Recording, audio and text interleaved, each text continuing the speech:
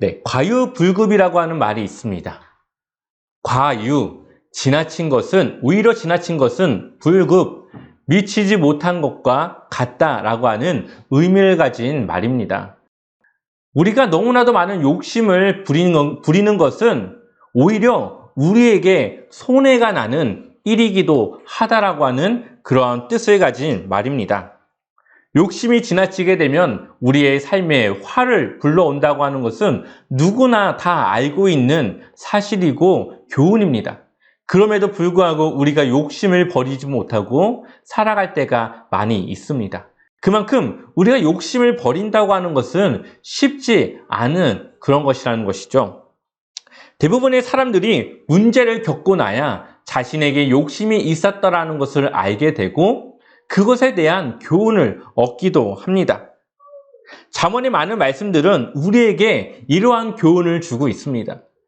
이미 세상을 먼저 살았던 지혜자들이 자신들의 경험을 우리에게 전해주고 있고 자신과 똑같은 잘못과 실수를 저지르지 않도록 그러한 여러 가지 삶의 교훈을 우리에게 주고 있습니다. 그렇기 때문에 이 잠언의 말씀은 굳이 하나님을 믿는 성도가 아니더라도 누구나 읽어야 되고 알아야 될 그러한 말씀들이 기록이 되어져 있죠. 또한 오늘 이 잠언의 말씀을 통하여서 우리가 하나님께서 우리에게 원하시는 모습이 무엇인지를 함께 돌아볼 수 있습니다. 가끔 기사들을 볼 때가 있습니다. 인터넷에 있는 많은 기사들을 이제 찾아보고 또 이게 주요 기사들을 찾아볼 때가 있는데 간혹 가다 보면은 사기에 당해서 그 사기에 대한 그런 마음의 어려움을 또 자기가 당한 그 사기를 해결할 수 있는 그러한 것들에 대한 기사들이 또 그러한 글들이 올라올 때가 있습니다. 어떻게 사기를 당했는지 그 기사로 올라온 글들을 보게 되면은 전형적인 사기의 수법이고 정말 뻔한 그러한 수법인 것을 보게 됩니다. 그럼에도 불구하고 사람들이 그 사기에 당하는 이유가 무엇이겠습니까? 욕심이 앞섰기 때문이죠. 욕심이 앞서니까 그것이 사기라는 것을 인지하지 못하고 자신이 얻을 이익만 생각하다 보니까 자신에게 닥쳐올 그러한 어려운 문제들에 대해서 고민하지 않고 의심하지 못한 것입니다. 크게 힘들이지 않고 돈을 벌려고 하는 그런 사람들이 주로 이러한 사기에 많이 당하는 것을 보게 됩니다. 이처럼 우리의 속에 욕심이 자리 잡게 되면 옳고 그름을 분별하기가 어려워지게 됩니다. 눈앞의 이익을 따라가다 보니 그것이 잘못된 길로 인도하고 있다는 것을 그 욕심에 가려 의식하지 못하고 의심하지 못하게 되는 것입니다. 성경은 이러한 사람들에 대해서 지혜롭지 못한 자라고 말하고 있습니다. 지혜로운 자는 꾸준한 노동과 자신이 가진 능력을 통하여서 정당한 이익을 얻는 것입니다. 너무나도 당연하지만 누구나 그렇게 살고 있진 않는 것이죠. 오늘 1절 말씀을 보면 이러한 말씀이 있습니다. 한번 우리 1절 말씀 함께 읽어보겠습니다. 내 아들아, 내가 만일 이웃을 위하여 담보하며 타인을 위하여 보증하였으면, 아멘. 아버지가 아들에게 말합니다. 타인을 위하여 보증하였고 이웃을 위하여 담보하며 라고 말하고 있죠. 그러니까 오늘 이 잠언 6장 1절에서는 담보와 보증에 대한 이야기를 우리에게 전해주고 있는 것입니다. 성경을 보면 이 담보 맡기는 것에 대해서 뭐라고 하고 있을까요? 오늘 이 아버지가 아들에게 전하는 이 담보와 보증은 부정적으로 말하고 있는 것입니다. 그것을 하지 말라고 이야기하고 있죠. 그런데 보증과 담보가 나쁜 것일까요? 우리는 이 담보와 보증이 나쁜 것인지 이것을 정말 하지 말아야 되는 것인지 한번 고민해 볼 필요가 있습니다. 성경을 보면 이 보증과 담보에 대한 문제를 나쁘게만 보지 않습니다. 예를 들면 요셉이 애굽의 총리가 되었습니다. 그리고 7년의 그 풍년이 지나간 이후에 7년간의 그동안 없었던 대흉년이 시작됩니다. 많은 사람들이 먹을 것이 없어서 애굽을 찾아가게 되는데 그 애굽을 찾아가는 사람들 중에 누가 있습니까? 요셉의 형제들이 있었습니다. 요셉은 단번에 그들이 자신의 형제들인 것을 알게 되었고 결국엔 나중에는 자신의 그런 똑같은 부모에서 어머니에게서 낳았던 자신의 동생 베냐민만 놓고 나머지 형제들은 돌려보내려고 합니다. 그때에 누가 나섭니까? 유다가 나섭니다. 그리고 그 베냐민의 목숨을 대신하여서 자신이 그 자리에 남겠다고 말하고 있습니다. 자신의 몸을 담보하고 있는 것이죠. 자신의 생명을 보증하고 그 베냐민의 생명을 보증하고 있는 것입니다. 유다가. 그런데 그 일 때문에 결국 야곱의 모든 가족이 그 애굽으로 이주하게 되었고 더 좋은 결과로 나타나지 않습니까? 이처럼 담보와 보증이 꼭 나쁜 것만은 아닙니다. 또한 성경에서는 각자 자신들에게 정해진 그 분깃이 있는데 정해진 그 땅이 있는데 땅의 농사가 잘 되지 않아서 먹을 것이 없을 때는 그 땅을 담보로 맡기고 돈을 얻는 그러한 것도 율법 안에 들어가 있습니다. 그것도 나중에는 다 없어지면은 그 사람이 직접 그 집의 종으로 돌아가는 그러한 것도 있습니다. 그런 면으로 볼 때 성경은 담보와 보증에 대해서 부정적으로 보지 않는 것이죠. 그러니 오늘 이 6장에서 나오는 담보와 보증은 꼭 이 담보와 보증이 나쁘다는 것이 아니라 특별한 상황이 이 안에 끼어져 있음을 그리고 우리에게 그 특별한 상황에 대해서 주의해야 함을 말씀하고 있다고 우리는 볼 수가 있습니다. 우리 한번 2절 말씀을 같이 읽어보도록 하겠습니다. 2절 말씀 함께 읽겠습니다. 내 입의 말로 내가 얽혔으며 내 입의 말로 인하여 잡히게 되었느니라. 아멘. 뭔가 그 담보와 보증에 대한 그 문제와 얽힌 그 부분에 우리의 입술의 말, 무언가의 약속이 포함되어져 있음을 2절의 말씀에서 우리는 볼 수가 있습니다. 2절 말씀을 쉬운 성경으로 보면 너는 네 말 때문에 덫에 걸리게 되었다라고 표현을 하고 있습니다. 우리가 했던 나의 그 말이 덫에 걸리는 그러한 결과를 초래하게 되었다라고 표현하고 있는 것이죠.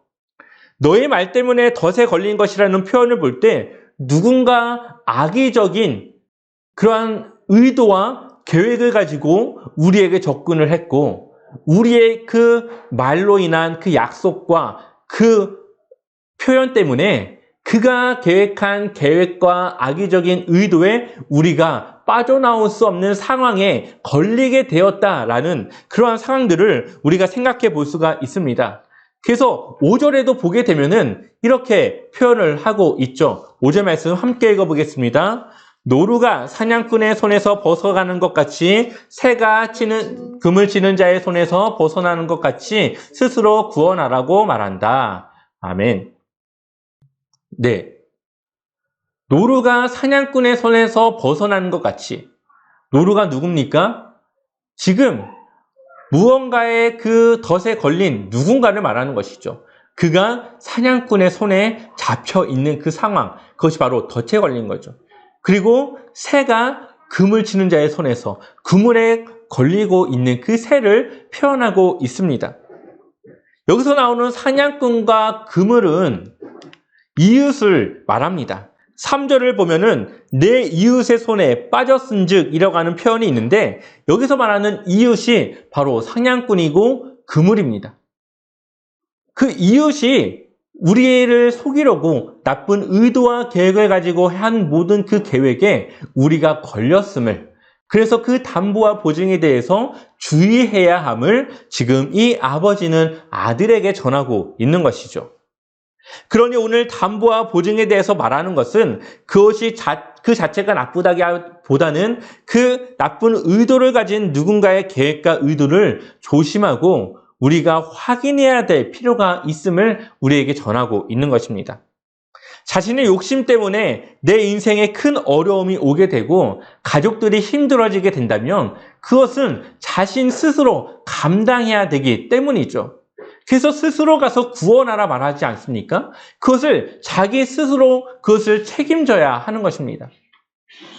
우리의 욕심 때문에 그러한 일이 걸리게 되면 그것은 더 이상 되돌릴 수 없는 현실이 되어지는 것이고 우리의 미련함을 다시 한번 확인할 수밖에 없는 그러한 상황이 되는 것입니다.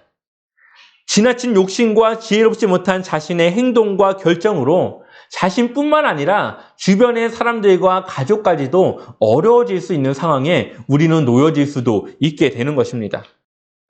사실 이웃이라고 하는 표현은 나쁜 표현은 아니죠. 우리 주변에 이웃이 얼마나 많이 있습니까? 우리를 돕고 함께하는 이웃들이 많이 있습니다. 근데 그러한 이웃들 중에는 의도가 불순하고 나쁜 사람들도 끼어 있음을 우리는 늘 주의해야 하는 것이죠. 잠언은 바로 그러한 지혜에 대해서 우리에게 지금 말하고 있습니다. 오늘 말씀의 이웃은 사냥꾼과 같고 그물과 같다고 말했습니다. 왜냐하면 그 의도가 나쁘기 때문이죠. 우리를 자신들의 계획에 걸리게 하려고 하는 그 덫을 그들이 놓고 있기 때문입니다. 이러한 일이 있었습니다. 교회 내에 어떠한 부부가 새로 등록을 하게 됩니다. 새로 등록을 했으니까 교회 정착을 위해서, 교회에 잘 정착시키기 위해서 주변에 많은 성도님들이 그들을 챙기고 섬겼습니다. 그렇게 그들은 가까워지게 되었고 서로 교류하며 또 함께 구역예배도 하며 그렇게 이제 한 교회의 성도로서 점차 정착하고 적응해가는 그러한 길에 있었습니다. 그런데 이 부부가 어느 날 주변 사람들에게 돈을 빌립니다. 처음에는 적은 소액의 돈을 빌리게 되는데 그 돈을 빌려주고 다시 돌려줄 때마다 거기에 많은 이자를 붙여서 돌려주게 됩니다. 그렇게 한두 번의 거래가 되었고 사람들은 저 부부에게 돈을 빌려주게 되면은 많은 이자를 받게 되니까 자신이 손해보는 것이 아니라 이득을 얻게 된다라고 하는 것을 생각을 하게 되어지죠. 그리고 점차 그 금액이 많아지게 되어지고 어느 날 큰 금액을 주변의 사람들로부터 그 부부가 빌리기 시작합니다. 그리고 나서 어떻게 되었을까요? 그 부부가 잠적했고 사람들과의 연락을 끊고 도망친 것입니다. 이것이 전형적인 사기의 수법이 아닙니까? 신뢰를 얻고 많은 이익을 자신이 취한 다음에 잠수를 타서 자신을 찾지 못하게 하는 그러한 방법들. 근데 이러한 방법들, 이러한 사기적인 수법들이 교회 안에 많이 일어나는 것을 보게 됩니다. 왜냐하면 성도들의 그 순수한 마음, 그리고 선한 행위와 그 새로운 성도에 대한 호의적인 그 베품에 대한 그런 모습들을 잘 이용해서 그 사기를 행하는 것이죠. 그래서 교회 내에서는 금전적인 그러한 거래를 가능하면 하지 말라고 금하고 있는 이유가 바로 그 좋은 의도로 한 그 일 때문에 자신의 신앙이 무너지고 공동체가 깨어질 수도 있기 때문입니다. 그런데 이러한 문제들이 교회 안에 많이 일어나고 있고 그러한 많은 문제들 가운데 우리가 주의하고 경계해야 되는 것이 바로 이 담보와 보증에 대한 문제인 것이죠. 사람들이 그 큰 금액을 빌려주는 것에 대해서 불편하지 않았을까요?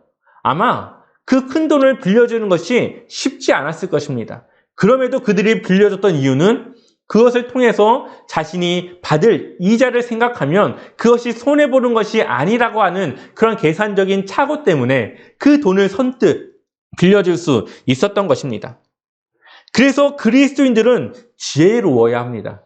상대방의 의도를 잘 파악해야 되고 자신이 감당하지 못할 욕심을 부려서 되돌릴 수 없는 그러한 상황에 처하지 않도록 우리의 그런 마음을 잘 다스리고 돌볼 수 있어야 합니다.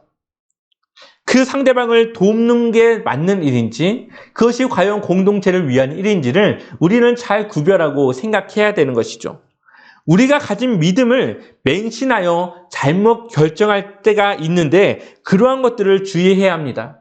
하나님을 위한 일이니까 하나님이 책임져 주실 거야. 이거는 하나님이 나에게 그것을 하라고 한 것일 거야 라고 하는 자신만의 그런 생각과 의지를 하나님을 향한 믿음으로 잘못 착각하거나 하나님에 대해서 맹신하여서 우리가 잘못된 일에 빠지지 않도록 우리가 주의해야 한다고 하는 것입니다. 왜냐하면 그것을 경험해야 하고 감당해야 될 그 책임자는 바로 나이기 때문입니다. 우리가 가진 욕심과 탐욕이 그러한 분별을 막게 되는 것을 우리는 주의해야 합니다. 때문에 우리는 이웃을 위해 담보하는 것을 주의해야 하고 그러한 일들 가운데 가담하지 말아야 합니다. 쉽게 돈을 벌 수 있고 더 많은 돈을 나에게 준다고 하는 것은 그만큼 위험성을 갖고 있는 것이고 상대방이 나에 대해서 다른 계획과 의도를 갖고 있을 것이라고 하는 그러한 생각과 고민을 우리는 해봐야 하는 것이죠. 성경은 우리에게 노동에 대해서 아주 중요하게 이야기하고 있습니다.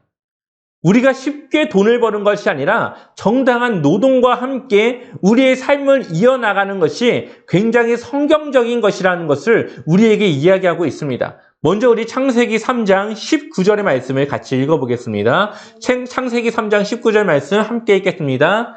내가 흙으로 돌아갈 때까지 얼굴에 땀을 흘려야 먹을 것이니 내가 그것에서 취함을 얻어 입었음이라. 너는 흙이니 흙으로 돌아갈 것이니라 하시니라. 아멘. 우리가 흙으로 돌아갈 때까지, 우리가 이 세상의 삶을 마감할 때까지 얼굴에 무엇을 흘려야 된다고 말합니까? 땀을 흘려야 된다는 것이죠. 그만큼 노동을 해야 된다. 우리가 힘을 써서 먹을 것을 얻기 위해서 우리의 삶을 이어나가기 위해서 힘을 써야 한다라고 우리에게 말합니다.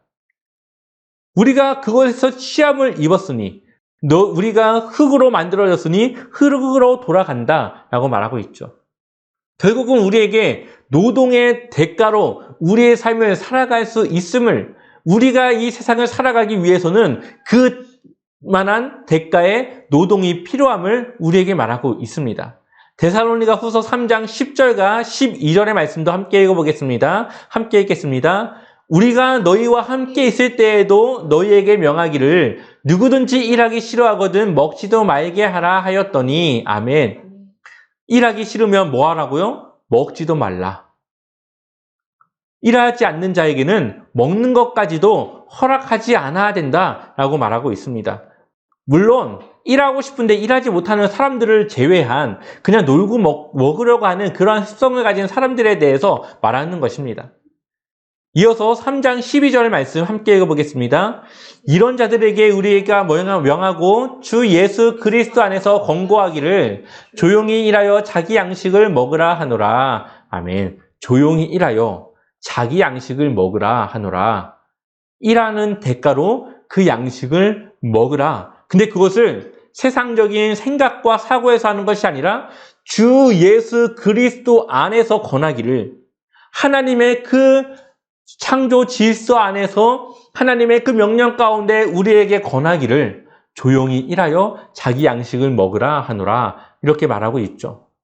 여러분, 우리가 힘들게 일한 노동의 대가로 우리가 먹을 것을 취하고 삶을 살아가야지, 쉽게 삶을 살고 쉽게 돈을 벌고 정말 불법을 행하며 그 이익을 취하는 것이 성경적으로도 하나님이 우리에게 주신 이 창조 질서의 세계하고도 맞지 않음을 우리에게 지금 이야기하고 있습니다.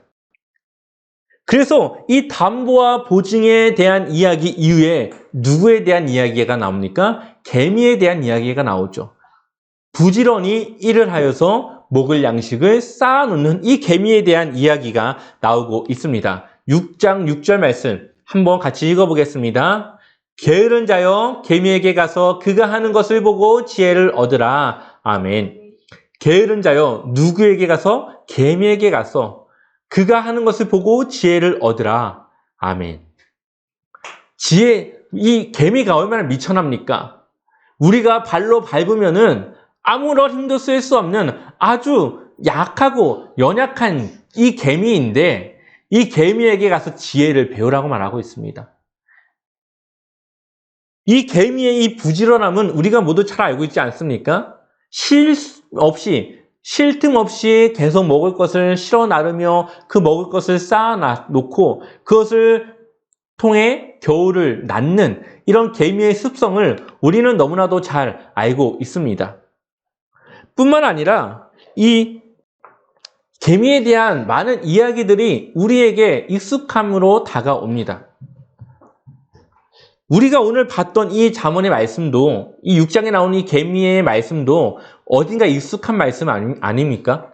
우리가 이솝 우화만 봐도 이러한 개미에 대한 이야기가 나옵니다. 바로 개미와 배짱이에 대한 이야기죠. 개미는 열심히 일해서 먹을 것을 모았고 배짱이는 놀고 먹은 그 결과 개미는 겨울에 먹을 것을 통해 자신의 그 삶을 살아갈 수 있었고 배짱이는 추운 겨울 먹을 것이 없어 힘들어하는 모습들을 우리는 보게 됩니다. 그런데 이 개미와 배짱이도 요즘 현대적으로 많이 바뀌어졌고 많이 다른 해석들을 하고 있는 것을 우리가 보게 됩니다. 그렇다면 지금 이 잠언에서 나오는 이 개미에 대한 이야기, 이 개미의 이 부지런함과 그렇지 못한 게으름에 대한 이야기를 단순히 이 게으름과 부지런함에 대한 교훈으로만 봐야 될까요? 성경은 그렇다면 그냥 단순히 이솝 우화와 같은 그러한 이야기들을 우리에게 전해주는 교훈에서 그치는 것일까요? 그러한 부분에 대한 교훈들도 당연히 담겨 있겠지만 우리는 더 깊이 이 이야기 가운데 있는 그 숨겨진 의미를 함께 찾아볼 필요가 있습니다.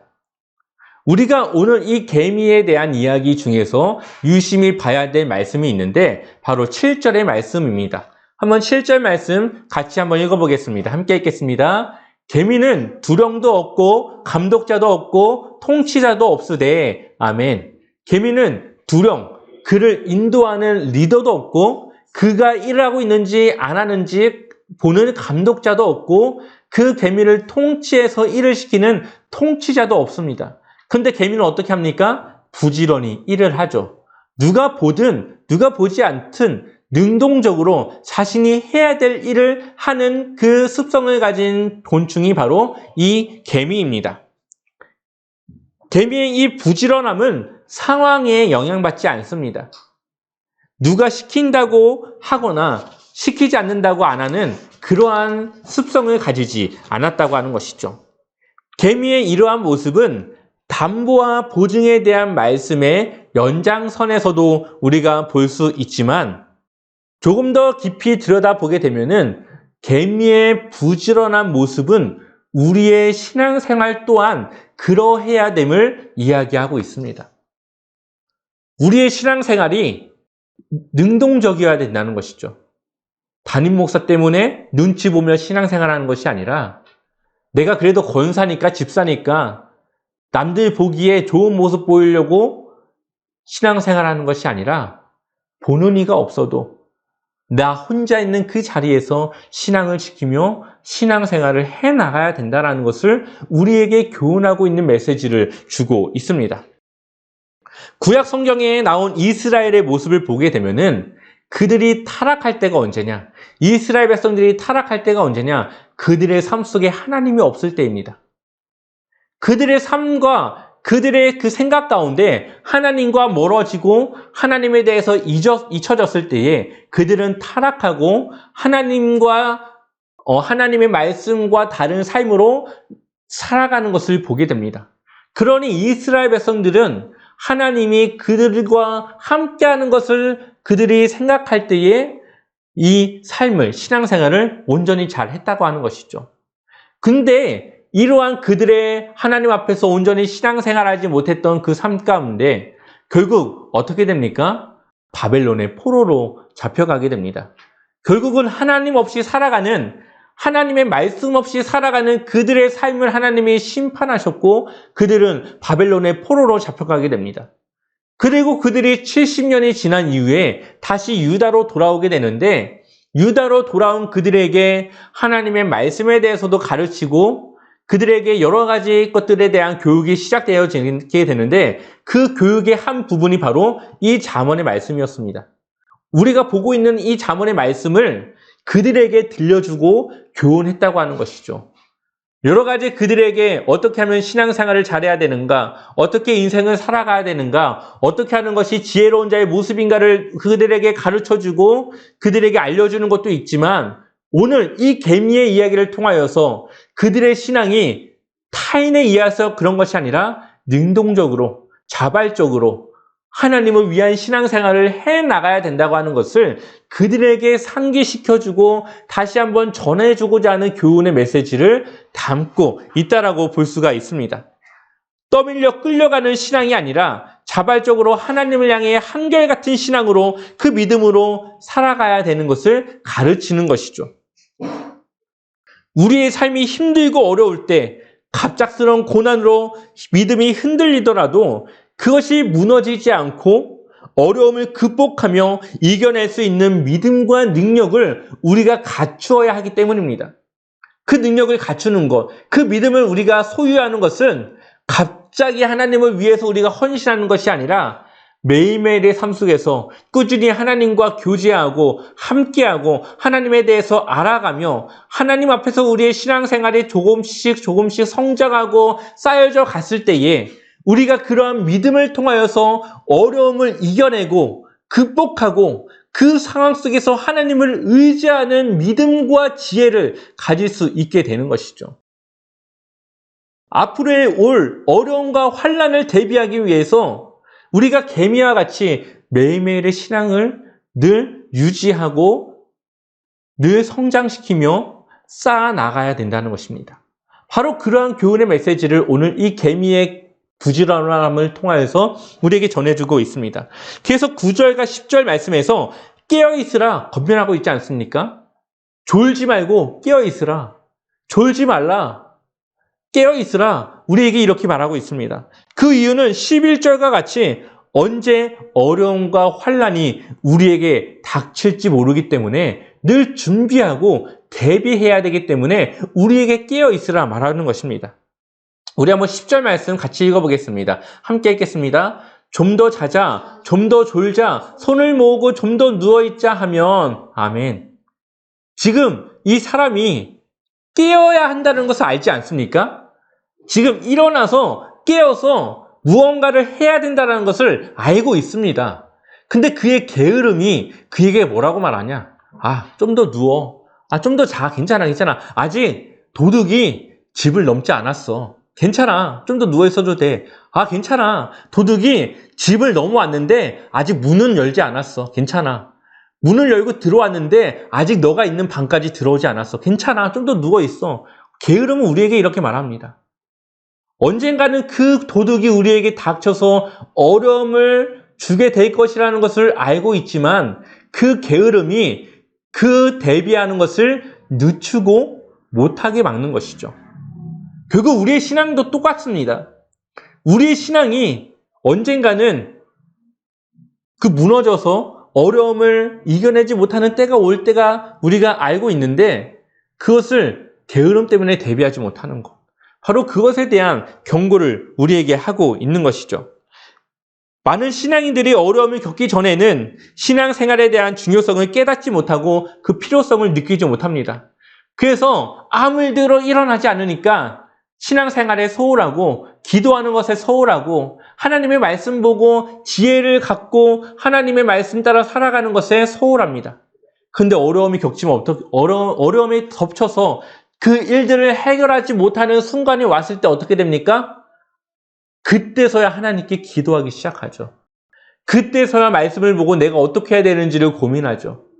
그때서야 내가 신앙생활에 소홀했구나를 깨닫고 그때서야 하나님 앞에 가까이 가려고 노력을 합니다.